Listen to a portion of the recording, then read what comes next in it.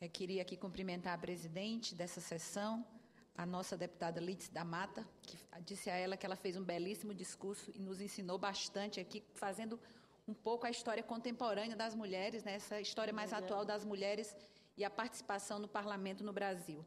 Queria também saudar a deputada Dâmina Pereira, que está aqui presente, em nome dos quais saúdo todas as outras deputadas. E queria também parabenizar as mulheres que são homenageadas, na pessoa da Creuza Maria Oliveira. Todas se sintam aí com um abraço, com um beijo no coração, porque eu estava até comentando há pouco, uma demonstração muito clara de que ainda temos muita luta pela frente é, por exemplo, essa sessão está concorrendo com a sessão da Câmara Federal e do Senado. Nós estamos aqui monitorando o plenário da Câmara Federal, porque está tendo votação agora das duas casas juntas. Então, na verdade, um dia, pelo menos, os homens poderiam estar aqui todos ouvindo as nossas falas. O dia, pelo menos o dia em que se comemora o 8 de março, um dia que representa um momento de dar visibilidade à nossa luta. Porque, na verdade, a gente não quer um dia só. Nós queremos todos os dias do ano, assim como os homens. Portanto, o 8 de março, ele serve para nos dar visibilidade à nossa luta e nos colocar na esfera pública para que a gente debata. Mas é muito complicado você estar presente no espaço, tendo que pensar no outro espaço. Os deputados, deputadas, senadores e senadoras deveriam estar aqui presentes, porque eu acho que essa discussão é das mais importantes. Porque muitas vezes, para as mulheres chegarem aqui, e eu falo porque eu sou de uma terra de mulheres guerreiras, como vou falar da história mais recente, como a deputada, senadora e prefeita de Fortaleza, Maria Luísa Fontinelli, a nossa deputada Moema Santiago, que está aqui presente, que são símbolos vivos de que, para que a mulher tenha destaque, muitas vezes ela precisa ser 3 vezes melhor do que o homem. Porque senão ela não consegue chegar lá. Por quê? Porque nós sofremos, e aí a dificuldade de muitos homens compreender, uma coisa que se chama de discriminação de gênero. Ou seja, o fato de sermos discriminadas pelo simples fato de sermos mulher. Como se prevalecesse na sociedade apenas a política da força bruta e não a política do amor. E aí eu estava lembrando, tive a oportunidade de ser vereadora por 2 mandatos de Fortaleza, tive a oportunidade de ser deputada estadual pelo meu estado, o estado do Ceará, e fui eleita prefeita da cidade de Fortaleza por 2 mandatos. Durante 8 anos governei a cidade de Fortaleza, e como eu tinha no parlamento feito um trabalho muito voltado, principalmente para a garantia dos direitos da mulher na saúde, na educação e nos seus direitos reprodutivos, tinha a obrigação de, na Prefeitura de Fortaleza, concretizar, materializar as políticas que a gente tanto sonhou e tanto defendeu. Então, nós tivemos experiências maravilhosas, por exemplo, criamos o Centro de Referência da Mulher, que inclusive homenageia Francisca Clotilde. Fizemos também o papel da casa no nome das mulheres, porque simplesmente quando a casa própria, as mulheres tinham acesso à casa própria, muitas vezes havia uma separação, os homens iam embora e depois a mulher ficava com os filhos na casa, mas eles continuavam disputando a casa. Portanto, resolvemos o problema colocando o papel da casa em nome das mulheres. E isso daí trouxe um grande conforto para elas, que muitas vezes é quem ficam com os filhos.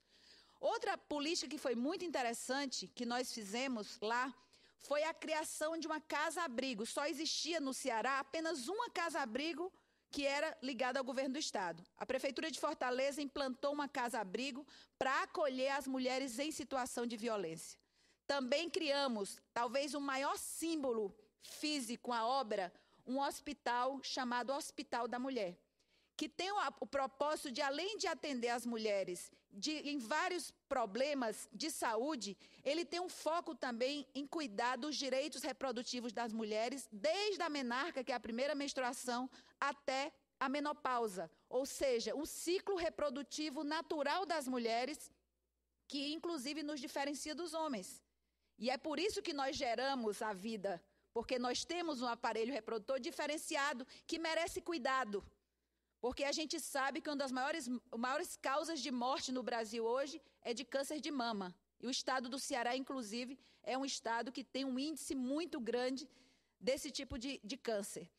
E o Hospital da Mulher tem nada mais, nada menos do que 80 mil metros quadrados de área, 26 mil metros quadrados de área construída, onde nós temos desde a UTI neonatal, passando também por toda a questão da reprodução, que hoje, do ponto de vista das mulheres pobres, ou seja, das mulheres de baixa renda, se elas não podem engravidar, muitas vezes o Estado não está preocupado com isso.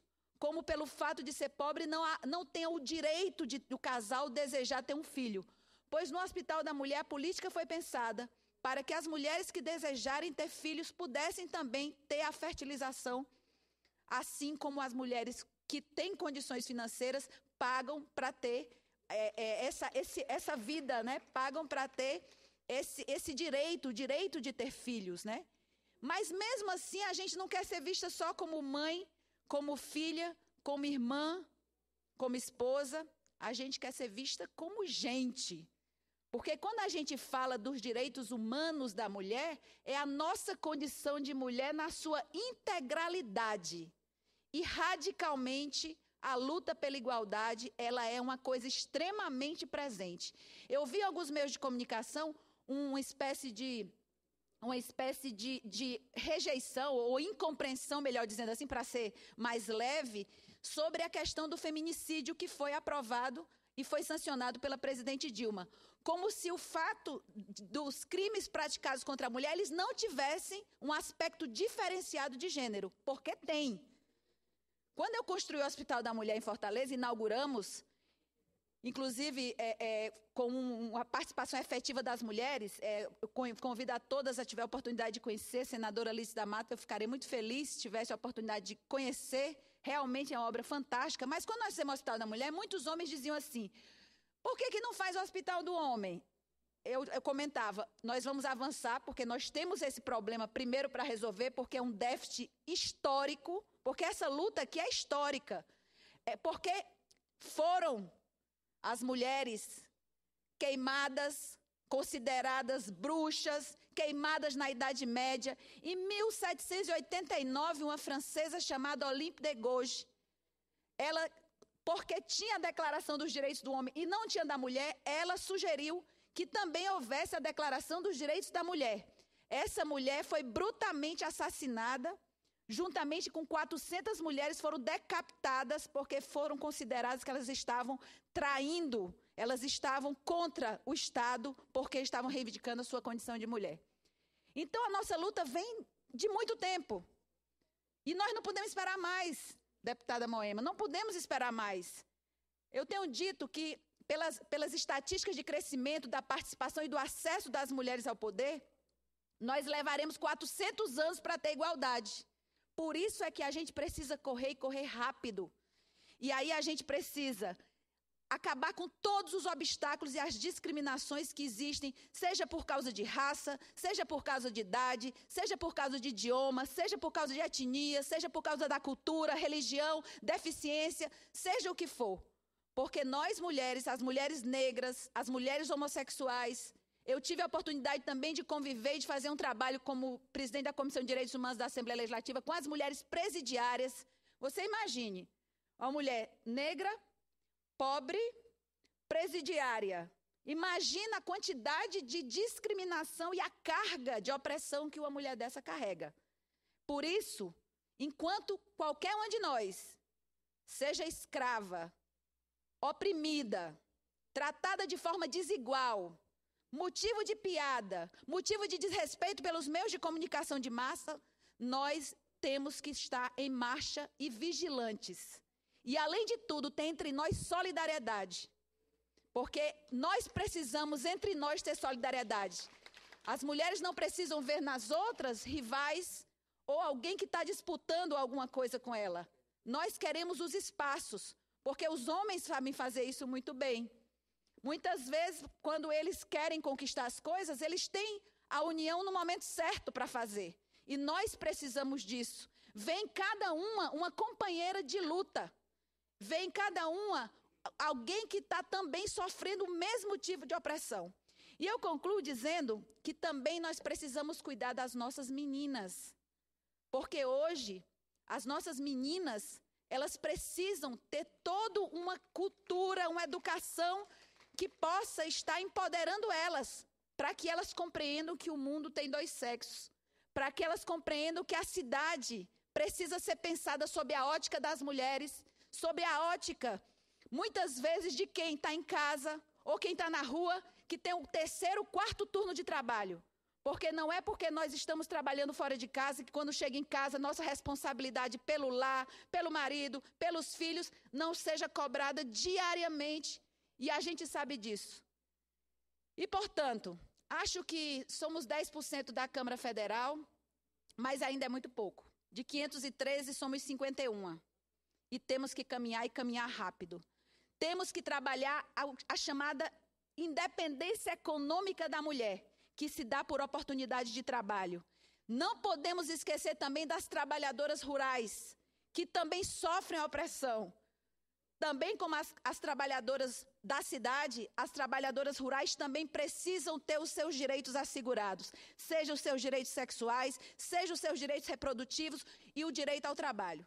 E por fim, nós estamos aqui comemorando o 8 de março de 2015 e eu espero que a cada ano a gente possa avançar. E eu gostaria de fazer essa colocação para que a senadora Lídice da Massa possa encaminhar no próximo ano, é que no dia que tiver a comemoração do 8 de março, como está escrito aqui no painel, sessão conjunta solene do Congresso Nacional, seja realmente uma sessão solene conjunta do Congresso Nacional, onde sejam parados todos os trabalhos e aqui estejam os deputados, os senadores, para que também nos ouçam.